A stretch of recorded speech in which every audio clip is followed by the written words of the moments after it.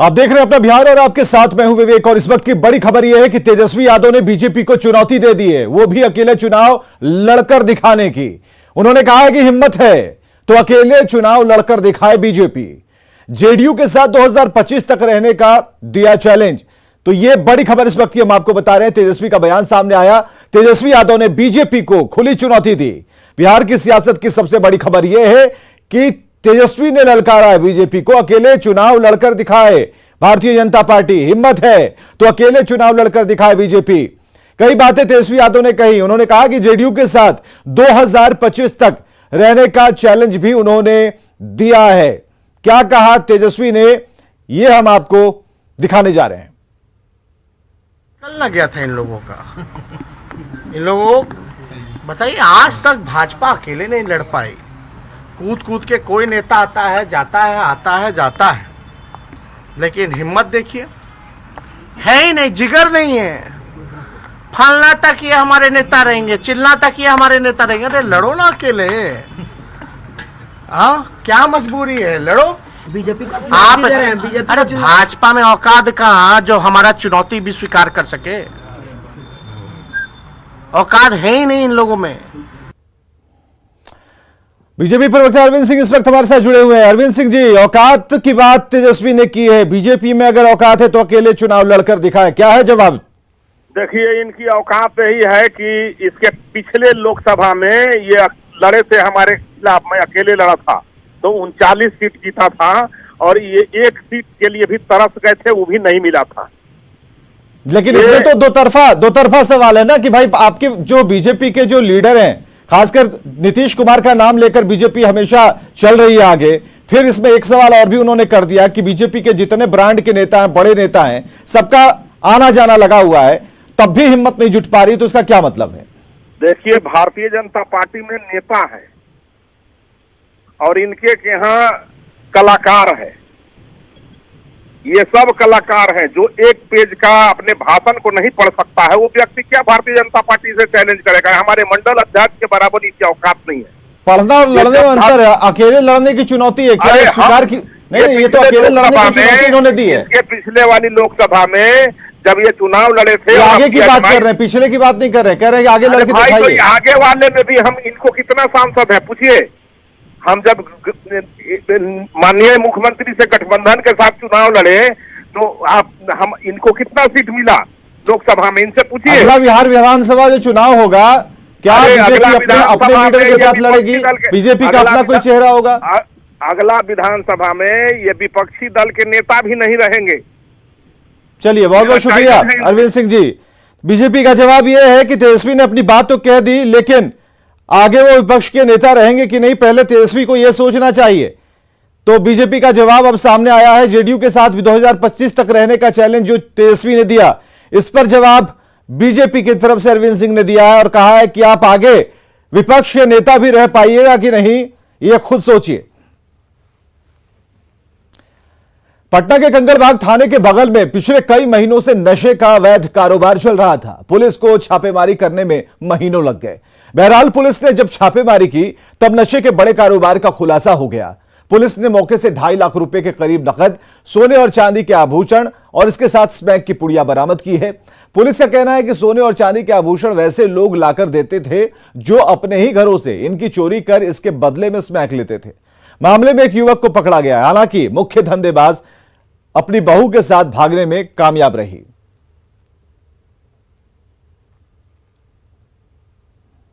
रहता था कि थाना के बगल में झोपड़पट्टी है, वहाँ लाली नाम की एक औरत है, ठीक है ना, वो ड्रग्स का कारोबार करती है। हम लोग कई दिन से उस पर नज़र रखे हुए थे। कल शाम को उसके यहाँ छापामारी किया गया। लगभग 2,47,000 रुपया कैश बरामद हुई, जो स्मैक की बिक्री का है। कुछ सोना के ऑर्नामेंट्स भी बरामद हुए, सिल्वर के भी ऑर्नामेंट्स बरामद हुए, 10 पुड़िया स्मैक बरामद हुआ। इस लाली का बेटा गिरफ्तार हुआ है। बिहार में फिलहाल बालू खनन पर रोक है। बावजूद इसके बालू का न सिर्फ अवैध खनन जोरों पर है, बल्कि इसे नाव के जरिए हाजीपुर लाकर अनलोड किया जा रहा है। फिर यहां से ट्रैक्टर और ट्रक पर और हाईवा के माध्यम से उत्तर बिहार समेत दूसरे राज्यों में मोटी रकम लेकर इसे पहुंचाया भी जा रहा है। और बड़ी बात यहां यह है कि सब कुछ प्रशासन के नाक के नीचे हो रहा है। अमित कुमार की रिपोर्ट देखिए। बिहार में बालू खनन पर रोक है, लेकिन बावजूद इसके देख सकते हैं कि किस तरह से बालू की अवैध खनन हो रही है। और यहाँ पे ये हाजीपुर का ये छोर है, जहाँ पे देख सकते हैं कि धरल्ले से जो बालू को अनलोड किया जा रहा है। अगर हम बात करें तो नाव की संख्या तो 1 2 3 4 5 6 7 8 9 10 11 12 13 14 15 16 17 18 19 20 21 22 मतलब 50 नाव जो है उसमें बालू लोड करके सोनपुर का जो इलाका है वहाँ से यहाँ लाया गया है। और देखिए यहाँ पे किस तरह से बालू को अनलोड किया जा रहा है।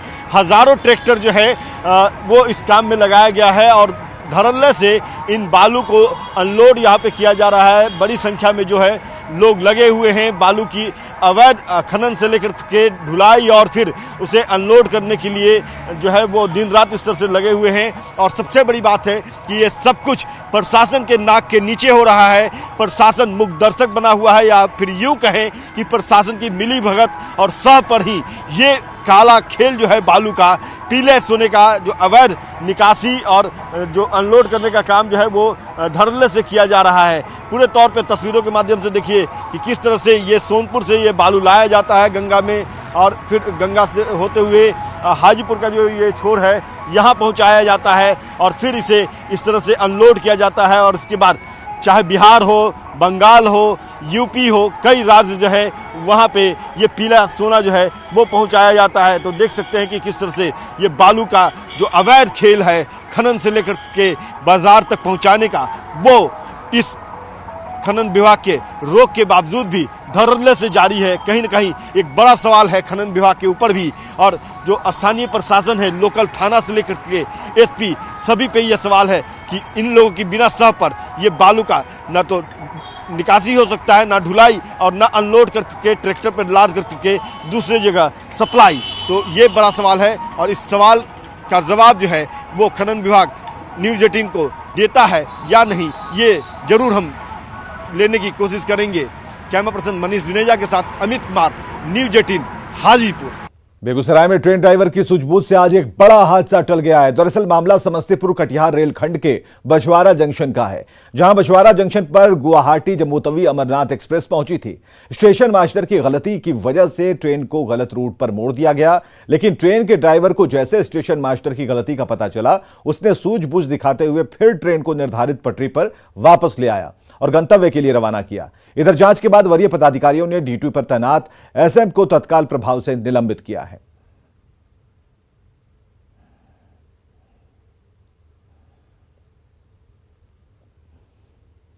दरभंगा से बड़ी खबर आ रही है। न्यूज़ 18 की खबर का बड़ा असर। ललित नारायण मिथिला यूनिवर्सिटी ने की कार्रवाई। विभाग से हटाए गए अखिलेश प्रसाद, समस्तीपुर में तबादला उनका किया गया है। छात्राओं ने लगाए थे गंभीर आरोप और अश्लील मैसेज भेजने का प्रोफेसर पर आरोप था। प्रोफेसर को निलंबित करने की छात्राएं मांग कर रही थी। दरभंगा से इस वक्त की बड़ी खबर, जहां पर जो आरोपी प्रोफेसर है उसे समस्तीपुर ट्रांसफर कर दिया गया है।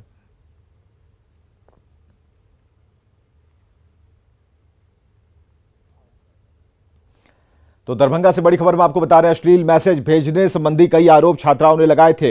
न्यूज़ 18 की खबर का बड़ा असर हुआ है और खबर यह है कि आरोपी प्रोफेसर को वहां से निलंबित किया गया। एलएनएमयू ने कार्रवाई की है।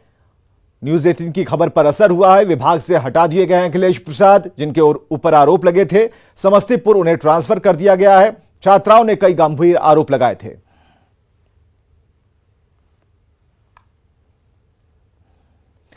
पश्चिम चंपारण और गोपालगंज में गंडक नदी में पानी कम हुआ है, लेकिन नदी अब भी खतरे के निशान से ऊपर बह रही है। निचले इलाकों में बाढ़ का पानी फैल गया और ऐसे में बाढ़ का खतरा जो टल गया है, लेकिन लोगों की परेशानियां कम नहीं हुई हैं।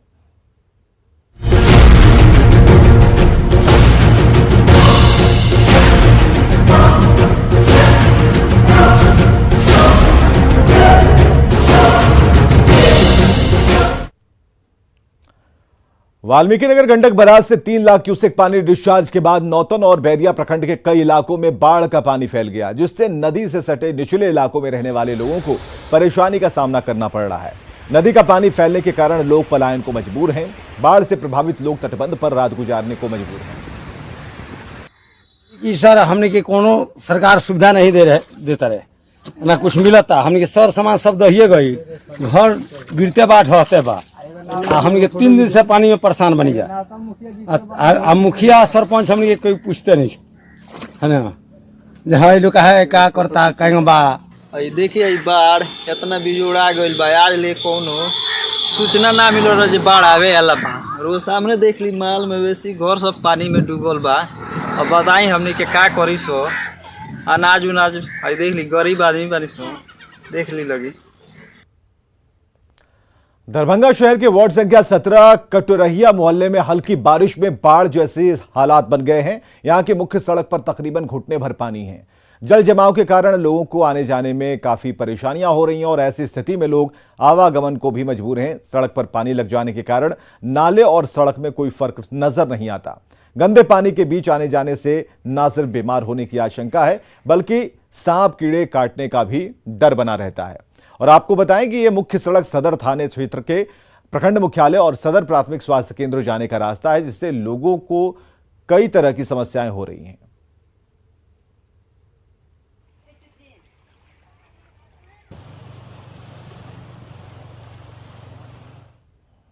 पानी की समस्या है, यहाँ का नाला और जो जलकर है वो जाम हो जाता है। पानी के बिना लोग यहाँ पहुँचता है पानी में हेल कर। गर्मी के दिनों में बैसाख में भी पानी रहता है। क्या नाला नहीं है क्या यहाँ?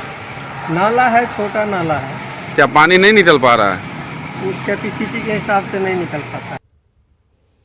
सीमांचल में धर्मांतरण का धंधा एक बार फिर जोर पर है। मामला कटिहार के कोढ़ा थाना क्षेत्र के आदिवासी बहुल शिवाडीह गांव से है, जहां 7 से 8 परिवार ने करीब 2 दर्जन से ज्यादा लोगों ने हिंदू धर्म को छोड़कर ईसाई धर्म अपनाया है। धर्मांतरण करवाने वाले सभी लोग आदिवासी समुदाय से हैं और बड़ी बात यह है कि इन लोगों को बेहतर शिक्षा और स्वास्थ्य का लालच देकर धर्मांतरण कराया गया।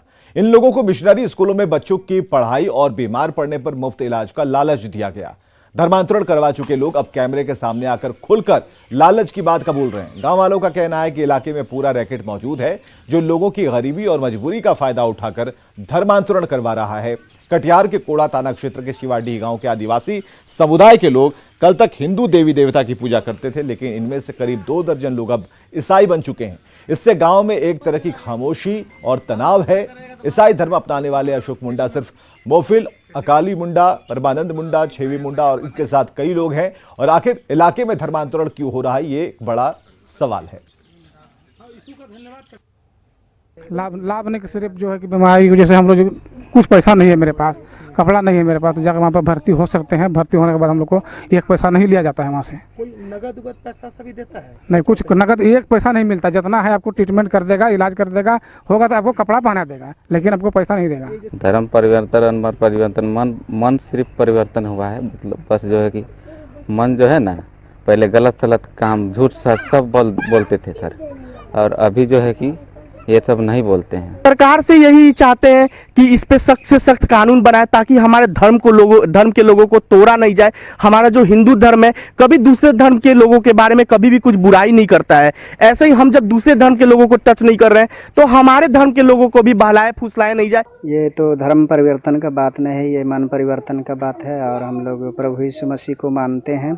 प्रभु यीशु मसीह शांति, उद्धार दिया, छुटकारा दिया, तो इसीलिए मानते हैं, प्रार्थना करते हैं। बिल्कुल धर्मांतर का नियम ये है कि आप किसी भी तरह का प्रलोभन, लोभ, लालच दे करके किसी को भी अपने धर्म से अलग करके दूसरे धर्म में प्रेरित करेंगे तो यह कानूनी दृष्टि से बिल्कुल अवैध है और इस पर जो है समुचित कानूनी कार्रवाई करने का प्रावधान है। दानापुर से बड़ी खबर आ रही है। दानापुर स्टेशन पर हादसा टल गया है। टूटा हुआ था ट्रैक और फिश प्लेट, रोकी गई लोकमान्य तिलक एक्सप्रेस। इस वक्त की बड़ी खबर दानापुर स्टेशन से, जहां पर टूटा हुआ था ट्रैक का fish plate. Lokmanya Tilak express जिसका परिचालन रुका गया है। स्टेशन से खुलने वाली थी ये ट्रेन। कर्मचारी ने ट्रेन को रुकवाया और उसके बाद मरम्मती का काम शुरू हो पाया।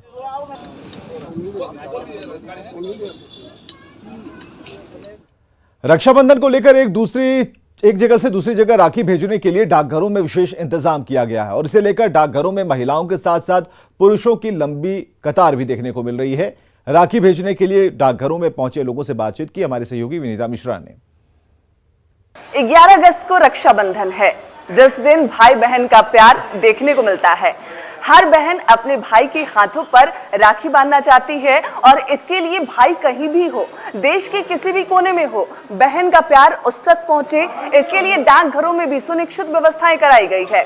डाकघरों में टिकट के माध्यम से देश भर में कहीं भी भाई को राखी भेजी जा रही है और यही वजह है कि डाकघरों में लंबी लंबी कतारें देखने को मिल रही है। महिला नहीं दिख रही क्योंकि जो घर के पुरुष हैं उन्हें यह जिम्मेदारी दी गई है कि जिस भी बहन का भाई देश भर में कहीं भी हो वहां राखी भेजी जाए। डाकघरों में इसके लिए जो अलग से टिकट है वो भी जारी कर दिए गए हैं और तमाम जो भाई हैं वो भी अपनी बहन के लिए, दूसरे भाई के लिए या फिर अपनी बेटी के भाई के लिए यहाँ पे राखी भेजते हुए नजर आ रहे हैं क्योंकि 11 तारीख को हर भाई की कलाई पर बहन का प्यार बंधा हो, इसके लिए आज से ही जो भाई हैं वो तैयारी में जुट गए हैं। क्या नाम है आपका? मेरा नाम धर्मेंद्र लाल हुआ। आप राखी भेज रहे हैं, आप खुद एक भाई हैं, किसके लिए राखी भेज रहे हैं? हम अपने बेटी की तरफ से भेज रहे हैं। किसके लिए? मतलब अपने भतीजे के लिए भेज रहे हैं। क्या क्या चार्ज लग रहा है यहाँ पे राखी भेजने का? अभी तो पता नहीं वहाँ स्पीड पोस्ट में कितना लगेगा। अभी तो 5 रुपये का लिफाफा दिया गया है यहाँ से। 5 रुपये का लिफाफा? हाँ, और अभी तो वहाँ स्पीड पोस्ट करेंगे तो कितना लगता है चार्ज, वो तो वहाँ पता चलेगा।